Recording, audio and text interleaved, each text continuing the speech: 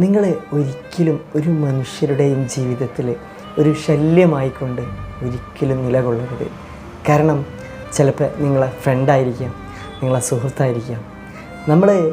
അവർക്ക് അവരുടേതായ പല തിരക്കുകളുണ്ടായിരിക്കും.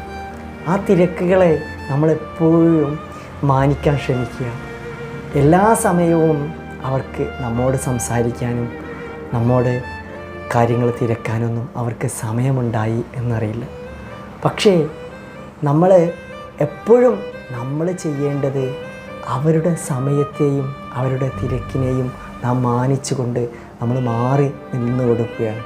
പലപ്പോഴും ജീവിതത്തിൽ തിരക്കുകളില്ലാത്ത മനുഷ്യർ യഥാർത്ഥത്തിലില്ല. യഥാർത്ഥ സൗഹൃദവും യഥാർത്ഥ പ്രണയവും എന്ന് പറയുന്നത് എല്ലാ തിരക്കുകൾക്കിടയിലും നമ്മെ വന്ന് അന്വേഷിക്കുകയും നമ്മോട് സംസാരിക്കുകയും ചെയ്യുന്നതാണ്. ഒരുപക്ഷെ ചില തിരക്കുകൾ നമ്മോട് പറയുന്നത് അവർ നമ്മോട് നേരിട്ട് നമ്മളോട് പറയാൻ കഴിയാത്തത് കൊണ്ടായിരിക്കും. ഒരുപക്ഷെ ചില ആളുകൾ നമ്മോട് കൂടുതൽ തിരക്ക് അഭിനയിക്കുമ്പോഴും അല്ലെങ്കിൽ തിരക്കുകളാണെന്ന് പറഞ്ഞ് തിരക്കി നമ്മോട് മാറി നിൽക്കുന്നത് ഒരുപക്ഷെ നമ്മൾ കണ്ടറിഞ്ഞ് മാറി നിന്ന് കൊടുക്കുക എന്നുള്ളത് തന്നെയാണ് നമ്മൾ അവരോട് ചെയ്യേണ്ട ഏറ്റവും നല്ല ആത്മാർത്ഥത.